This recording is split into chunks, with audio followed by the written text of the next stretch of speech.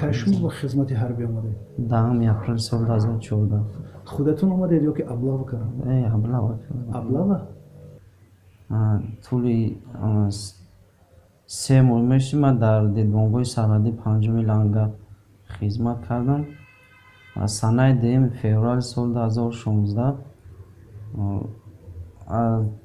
سردار دیدبانگاه سرحدی 5 با همراهی کنتررازведка دیگر با همراهی разведчик برآمد، با همراهی 2 سرباز دیگر ба граница наряди сарҳадӣ биромад.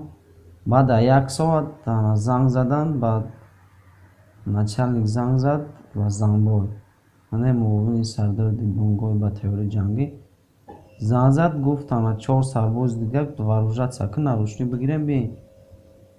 Мо вооружатся кардем, нарушнӣ гирифтем, рафтем, ҷа задем нарушнӣ кам қочоқчиёро задем. нарушникам шаҳрвандои Помир, Бадахшон задем. ҳамон ҷои як 30-40 метр омадем, кам як парон шид, дигар чиша нафаҳмидем. اون 4 نفر ساکنه بدخشان چی داشتن در دستشون؟ شما از اونها چی گرفتید؟ ҳайвон дилинча бор доштанд, дана бо хела қутиёи краска. چی داشتن این قوطی و خلطه ها چی داشتن؟ قوطиё шака намедонам чӣ доштанд.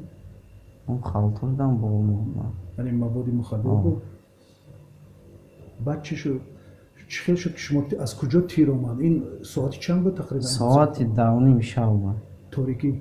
بله. شما میدیدید اون آدم را یا نه؟ نه، یک بار دیدم، نمیشت کی زده هیچ. کیورا ما بازداشت کردیم، ناروشک زده آورده سبودیم، ما طرف پیش بودم.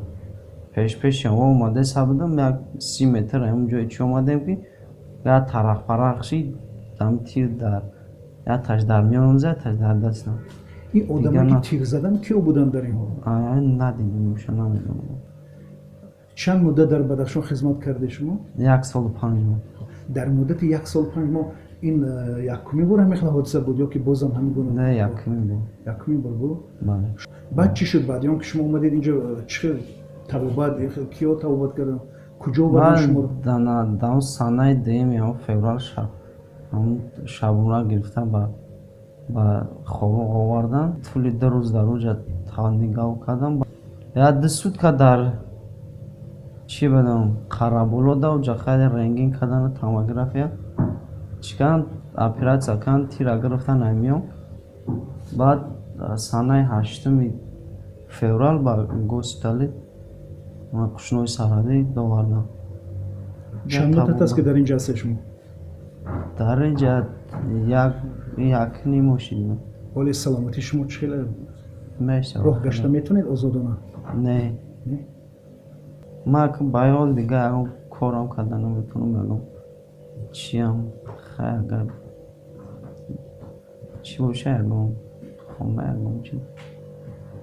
چند سال هستی؟ 21 سال.